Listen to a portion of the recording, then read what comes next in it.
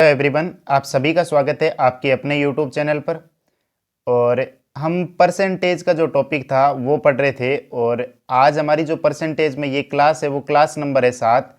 और इससे पहले हमने क्लास 6 इस चैनल पर मैं डाल चुका हूँ, जो कि हम जो है वो टाइप वाइज परसेंटेज को पढ़ रहे हैं। और क्लास 7 है और आज की जो हमारी परसेंटेज की टाइप है वो है टाइप नंबर 7। तो हम इसमें क्या करेंगे कि बेसिक से लेकर के एडवांस लेवल तक के जितने भी क्वेश्चन आते हैं इस टाइप से रिलेटेड, वो सारे के सारे मैं आपको करवाऊंगा।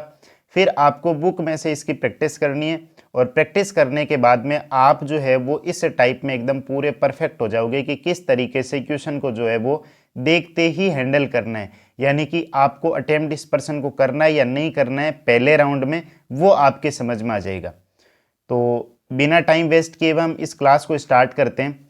तो चलिए इस टाइप नंबर जो 7 है, टाइप नंबर 7 के बारे में थोड़ी सी चर्चा कर लेते हैं।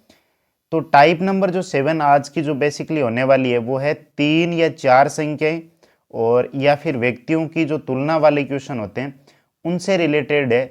तो इसमें जो पहला क्वेश्चन है, हम पहला क्वेश्चन लेते हैं। क्वेश्चन के माध्यम से ही आपको सारी जो चीज़ें हैं वो क्लियर होगी। देखो करना किस तरीके से वो मैं आपको बता दूंगा अभी। पहला चीज करो, प्रश्न पढ़ते हैं। नेहा का वजन टीना के वजन का 140% है। ठीक है, ये हमने का वाला कंसेप्ट है जो वो हमने पूरा एकदम क्लियर कर चुके हैं टाइप 2 या 3 में। मीना का वजन लीना के वजन का 90% है। लीना का वजन टीना के वजन का दुगुना है। तदनुसार यदि नेहा का वजन मीना के वजन के x% हो तो x का मान क्या होगा। ठीक है, अब देखो यहां मैंने लिख दिया नेहा और यहां मैंने लिख दिया टीना। पहले लाइन ने बोला कि नेहा का वजन टीना के वजन का 140% है, यानी टीना के वजन का 140 है। तो टीना का वजन अगर 100 होगा तो नेहा का वजन कितना होगा, 140। यहां तक की चीज क्लियर हो गई। आगे चलें। मीना का वजन लीना के वजन का 90% है। अब नाम आया मीना और लीना, तो मीना और लीना यहां पर दोनों नाम ही नहीं है, तो एक बार इस वाली लाइन को आप स्किप कर दो यहां से। आगे चलो।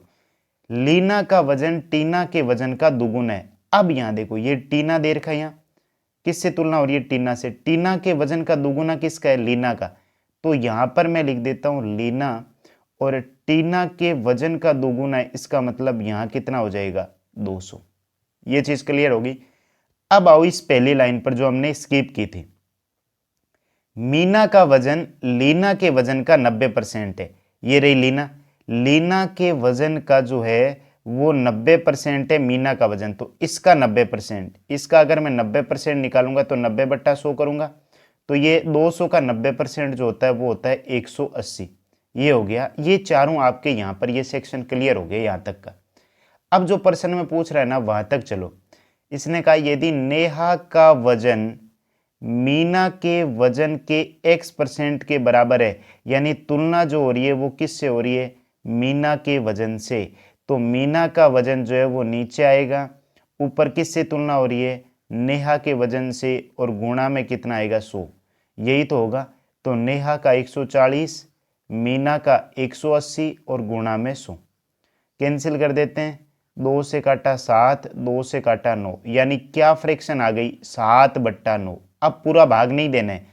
मैंने जब आपको पहली बेसिक क्लास में समझाया था कि 1/9 का मतलब होता है 11 सही 1/9%।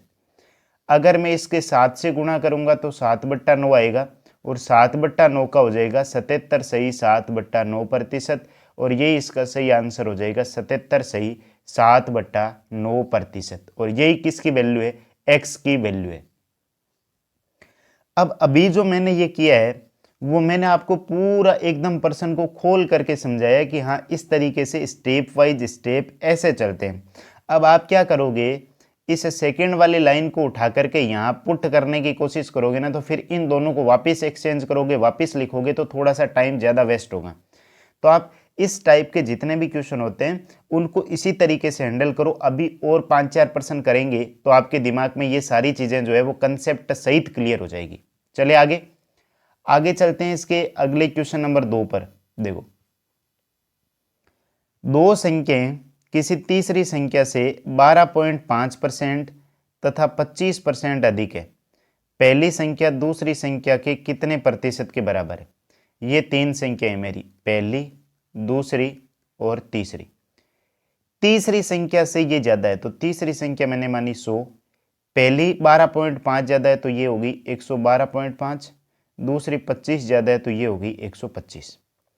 प्रश्न में बोला पहली संख्या दूसरी संख्या के कितने प्रतिशत के बराबर है। तुलना किससे हो रही है, दूसरी संख्या से, तो दूसरी संख्या नीचे आएगी, पहली संख्या ऊपर आएगी और गुणा में 100, यही बस आंसर होगा। यानी कि 112.5 बट्टा 125 और गुणा में 100। अब मैं क्या करता हूं, मैं 12.5 का भाग लगाता हूं, इसमें भी और इसमें भी, तो ये तो आ जाएगा नीचे 10 और 12.5 का भाग लगाएंगे, ये आ जाएगा 9। ये 1 0 से 1 0 कैंसिल और 9 को 10 से गुणा किया तो कितने परसेंट आंसर आ गया, 90%। यानी कितने प्रतिशत के बराबर होगा, 90% के बराबर होगा। क्लियर हो गया सभी को। इस तरीके से आपको इसको डील करना है। अभी देखो आगे और भी बहुत बहुत बेहतरीन क्वेश्चन आएंगे इसके। तीसरा क्वेश्चन देखो, यदि ए बी के 20% के बराबर है, ये लिख दिया ए, ये लिख दिया बी। अब 20% का मतलब मैंने समझाया था 1/5, ठीक है। बी के 1/5 के बराबर है, इसका मतलब अगर बी की वैल्यू 5 है ना तो ए की वैल्यू कितनी है, 1।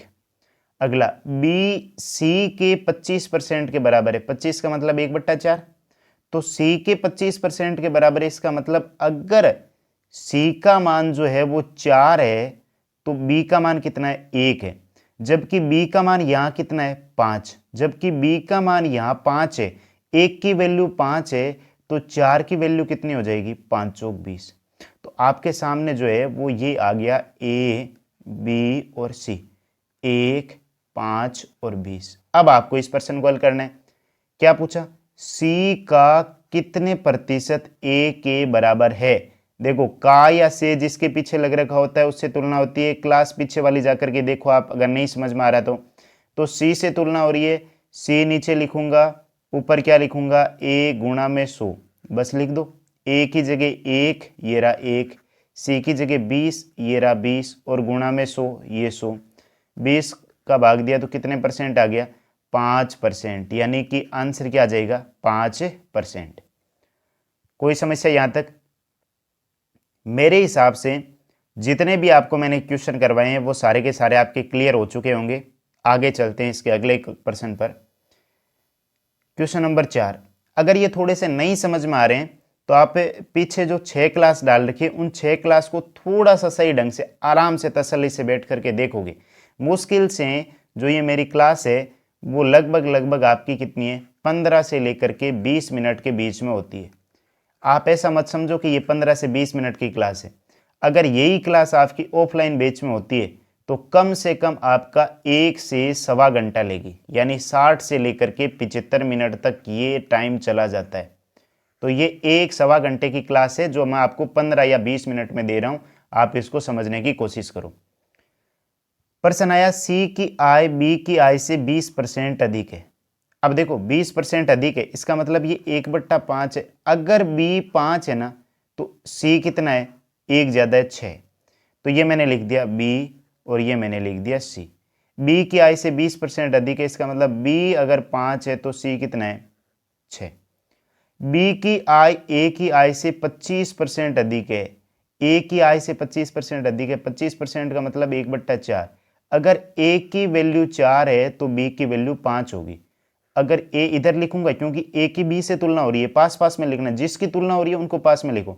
अगर ए की वैल्यू 4 है तो बी की वैल्यू कितनी है, 5 है। तो ये 5 दोनों में कॉमन है ना, तो कुछ भी करने की जरूरत नहीं है। ए की वैल्यू 4 है, बी की वैल्यू 5 है और सी की वैल्यू कितनी है, 6। बस ये तीनों एज इट इज हमने लिख दिया। ये वैल्यू आ गई ए बी सी की। प्रश्न में बोला सी की आय ए की आय से कितने प्रतिशत अधिक है। किससे तुलना हो रही है, ए की आय से। का या से लग रखा होता है उससे तुलना होती है। ए से तुलना हो रही है, ए नीचे आएगा और ऊपर जो डिफरेंस आएगा ए और सी का अंतर आएगा, क्योंकि अधिक या कम होता है तो अंतर आता है और गुणा में 100। अब ए और सी कितना अधिक है, सी से 2 अधिक है, तो 2 बट्टा ए की वैल्यू कितनी है, 4 और गुणा में 100। हमने इसको काटा, 2 का भाग 100 में दिया 50%, तो इसका जो आंसर होगा वो कितना हो जाएगा 50%। क्लियर हो गया होगा सारा। क्या करना है, जिन दो की तुलना होती, अब मैं अगर ए को इधर लिखूंगा ना तो ए को इधर लिखने पर थोड़ा सा गड़बड़ हो जाएगा। जब भी ऐसा क्वेश्चन आए ए बी सी डी की तुलना हो रही है तो जिनकी तुलना हो रही है उसको हमेशा पास में रखोगे, ठीक है। आगे चले, ये जो अनुपात निकालना है ना, ये मैं अनुपात के चैप्टर जब आपको करवाऊंगा तो पूरा डिटेल में समझा दूंगा कि किस किस तरीके से और अनुपात निकलते हैं। इसके 4-5 तरीके होते हैं। 5वां प्रश्न देखो, ऐसे प्रश्न आपने बहुत सारे देखे होंगे। एक परीक्षा में जिसके पूर्णांक कितने 500 है, यहाँ तो इसको लाइन को तो छोड़ दो। ए को बी की अपेक्षा 10% कम अंक मिले, यहाँ से उठाओ। ए को बी की अपेक्षा कितने परसेंट कम मिले 10%। 10% का मतलब होता है 1/10, यानी बी को अगर 10 अंक मिले हैं ना तो ए को कितने अंक मिले 9 अंक मिले। उसी में बी को सी की अपेक्षा 25% अधिक अंक मिले। बी को किसकी, सी की अपेक्षा 25% अधिक, तो सी की अपेक्षा 25% अधिक, इसका मतलब 1/4। अगर सी को 4 अंक मिले हैं तो बी को 1 ज़्यादा मिला, यानी बी को 5 मिलेगा। तो मैं अगर ऐसे कहूँ कि सी को अगर 4 मिले तो बी को कितने मिलेंगे 5। तो अब यहाँ से मैं अगर कहूँ कि बी को तो यहाँ 10 मिल रखे हैं ना, तो 10 ही बना देता हूँ। अगर बी को मैं 10 अंक दिलवाऊंगा तो सी को मैं कितने अंक दिलवाऊंगा 8, तो यहाँ लिख दो। बी के अगर 10 अंक है तो सी के कितने होंगे 8। एक ही लाइन में काम हो गया। अब अगली पढ़ो लाइन, सी को डी की अपेक्षा 20% कम अंक मिले। किसकी अपेक्षा, डी की अपेक्षा। 20% का मतलब होता है 1/5। इसका मतलब अगर डी को 5 अंक मिले तो सी को कितने मिले 4, जबकि सी को यहाँ कितने मिल रहे हैं 8। तो मैं सी को अगर 8 अंक दूंगा तो डी को कितने अंक दूंगा 10, यानी यहाँ डी की वैल्यू कितनी आ गई 10। बस ये अनुपात ही तो निकालना था। ये आपकी लाइन क्लियर हो गई। अब प्रश्न पूरा सोल्व हो गया। प्रश्न पढ़ो, यदि ए को 360 अंक मिले, यानी ए को यहाँ 9 अंक मिल रहे हैं जबकि प्रश्न में कितने अंक है 360, तो 9 को किससे गुणा करूं मैं 40 से गुणा करूंगा तो 360 आएंगे। तो डी को पूर्णांक के कितने प्रतिशत अंक मिले, तो डी की वैल्यू निकालनी है तो इसको भी 40 से गुणा कर दो, यानी डी को कितने अंक मिले 400 अंक मिले। अब जो ये 400 अंक मिल रहे हैं वो कितने में से मिल रहे हैं टोटल 500 में से। याद है रखा, देखो ऊपर 500, मुझे परसेंटेज निकालना है। इसका मतलब अगर मेरे 400 अंक आते हैं कितने में से 500 में से, तो ये कितने परसेंट होंगे, गुणा में 100 कर दो, 2 0 से 2 0, इसमें भाग देंगे तो कितने परसेंट आ जाएगा 80%। इसका मतलब जो डी का पूर्णांक है वो कितने परसेंट है 80%। आ गया, क्लियर है सभी को। यानी कि आपको इसी तरीके से ABCD को अरेंज करके आपको इस प्रश्न का आंसर निकालना है। अभी इसके और प्रश्न करेंगे तब और क्लियर हो जाएगा ज़्यादा।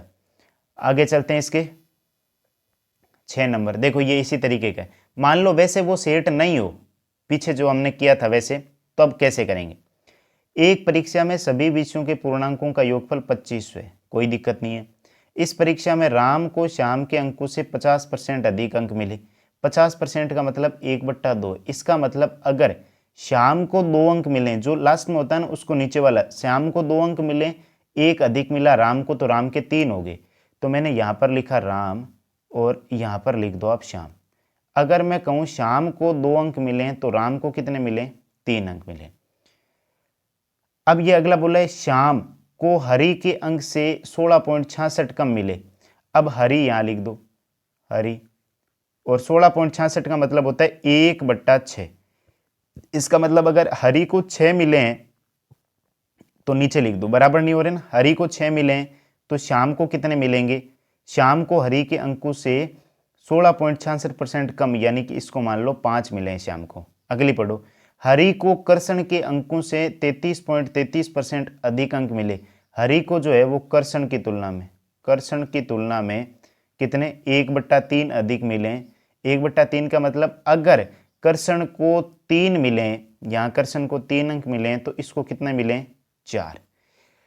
अब ये बराबर नहीं हो रहे तो मैं क्या करूंगा, ये जो खाली जगह बची है ना ये वाली, यहाँ पर मैं इधर वाली लाइन का ये 2 वाला हिस्सा है ना, ये 2 लिख दूंगा, यहाँ पर भी 2, यहाँ पर भी 2। 6 के आगे खाली जगह तो इधर 6 वाला 6 के पास 6 लिख दूंगा। 5 वाली जगह में इधर खाली जगह में 5 लिख दूंगा। अब इधर खाली जगह है तो ये 4 आएगा सभी जगह। अब बस इसको गुणा कर दो, 5 चौक 20, 20 30 60, यानी कि राम की जो वैल्यू है वो 60 है। 5 चौक 20, 20 को 2 से किया 40, 6 चौक 24 48, और 6 3 18, 18 दूना 36, तो ये वैल्यू आ गई। अब इसने बोला यदि राम के सभी विषयों में प्राप्तांक 1500 है, जबकि यहाँ राम को कितने मिल रहे हैं 60, यानी 60 की वैल्यू 1500 है, तो कर्षण ने कुल योगफल के कितने प्रतिशत अंक प्राप्त किए हैं। ठीक है, यानी यहाँ पर इसने कहा कि 1500 जो अंक है उसमें से 60 यानी राम का भाग दिया। अब किसके चाहिए, कर्षण के। कर्षण के कितने 36, तो गुणा में कर दिया 36। 1 0 से 1 0, 6 से काटा 6, 15 को 6 से किया यानी 900, यानी कि जो कर्षण के अंक है वो कितने 900। अब ये जो 900 अंक मिले वो कितने में से मिले 2500 में से। पूछा है कर्षण ने कुल योगफल के कितने प्रतिशत अंक प्राप्त किए, तो 900 अंक प्राप्त किए कितने में से 2500 में से, और गुणा में 100, तो ये 2 0 से 2 0, 25 को काटा 25 चौक 6, यानी कि 9 चौके 36%, यानी कितने परसेंट 36%, तो ये इसका आंसर हो जाएगा बी 36%। देखो ये वाले जो क्वेश्चन है उनको आप इसी तरीके से डील करो, राम श्याम हरि कृष्ण। कई बार क्या होता है यहाँ पर जो है वो इनकी सीक्वेंस चेंज करके दे देता है, तो वहाँ पर हमें थोड़ी सी समस्या आती है। जैसे एक प्रश्न और लेते हैं, इसका लास्ट वाला प्रश्न है ये, इसका 7 नंबर। एक एग्जाम में ए को बी की अपेक्षा 25% अधिक अंक मिले। 25 का मतलब 1/4, जो नीचे वाली संख्या होती है वो पास वाली की होती है बी की, यानी कि बी के 4 है तो ए के कितने होंगे 5, ये रहा ए, ये रहा बी। अगर मैं कहूँ कि बी के 4 है तो ए के कितने अंक होंगे 5 अंक होंगे। बी को सी की अपेक्षा 10% कम अंक मिले।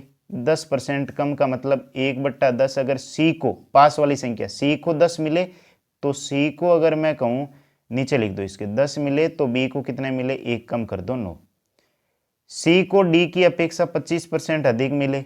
25% का मतलब 1/4, यानी डी को अगर 4 अंक मिले हैं तो अधिक मिल रहे हैं तो सी को 5 मिलेंगे, यानी कि यहाँ पर मैं लिख देता हूँ। देखो ये, अब देखो सी, मैं कहूँ डी को अगर 4 मिल रहे हैं तो सी को कितने मिल रहे हैं 5, जबकि सी के यहाँ कितने 10। जितना कम हो सकता है उतना परसेंट को कम करो। सी का मैं 10 करूँ तो डी की वैल्यू क्या आएगी 8, तो मैं यहाँ सीधा लिख देता हूँ डी, और डी की इसके सामने लिख देता हूँ 8। ठीक है, अब मुझे यहाँ से ये कॉलम भरने हैं, तो इसकी जगह मैं खाली जगह 4, क्योंकि यहाँ 4 है तो ये 4 लिख दो, और इधर मैं क्या लिख दूंगा 9, बस। 9 पंजे 45, 9 चौक 36, 10 चौक 40, 8 चौक 32, ये वैल्यू आ गई। यहाँ से प्रश्न में बोला डी को 500 में से 320 अंक मिले तो ए को कितने मिलेंगे। डी को कितने मिले 320, तो ये कितने गुना है 10 गुना, तो ए को कितने मिलेंगे, इसका 10 गुना कर दो, कितने मिलेंगे 450, यानी जो ए को अंक मिलेंगे वो कितने हो जाएंगे 450। तो आई होप यहाँ तक जो सारे प्रश्न थे वो सारे क्लियर हो गए होंगे। तो हमें जो प्रश्नों को डील करना है, ए बी सी डी, या 4 व्यक्ति आ जाए, 3 व्यक्ति आ जाए, 5 व्यक्ति का अभी तक तुलना का पूछा नहीं है, कुछ अनुपात समानुपात के क्वेश्चन और पूछेगा तो हम उसको और अलग तरीके से अनुपात समानुपात के चैप्टर में हम इसको क्या करेंगे, कंप्लीट कर लेंगे। अगर आप इस वीडियो को पूरा देखते हैं, जैसे मैंने 7 वीडियो डाले, अगर आप ईमानदारी से 7 के 7 वीडियो जो 15 या 17 मिनट के हैं वो कंप्लीट देखते हैं, और परसेंटेज के अगर मैं 20 के समथिंग क्लास डालूंगा मैं इसकी, 17 18 19 20 जितनी भी हो सकती है, अगर वो सारी देख लेते हैं तो परसेंटेज में मुझे नहीं लगता कि आप एक सिंगल पर्सन भी गलत करके आओगे, और उसमें बिना टाइम वेस्ट किए हुए आप एकदम बेस्ट अप्रोच के साथ में इसको जो है वो डील करोगे। तो मेरे हिसाब से उम्मीद करता हूँ कि आप सभी को सारे के सारे जितने भी प्रश्न थे वो सारे क्लियर हो गए होंगे। और अगर आपको ये जो वीडियो है इसके माध्यम से कुछ ना कुछ हेल्प मिल रही है, और वीडियो अगर आपको पसंद आ रहे हैं तो वीडियो को आप लाइक कर सकते हैं, और अगर आप चैनल पर नए हैं तो चैनल को सब्सक्राइब कर सकते हैं, और वीडियो को ज़्यादा से ज़्यादा स्टूडेंट्स तक या फिर आपके जितने भी फ्रेंड हैं उनके साथ में शेयर कर दीजिए, ताकि मैं आगे और इसकी जो है वो बढ़िया बढ़िया वीडियो लेकर के आता रहूं इसी चैनल पर। तो मिलते हैं आगे के वीडियो में, तब तक के लिए धन्यवाद। Thanks for watching this video.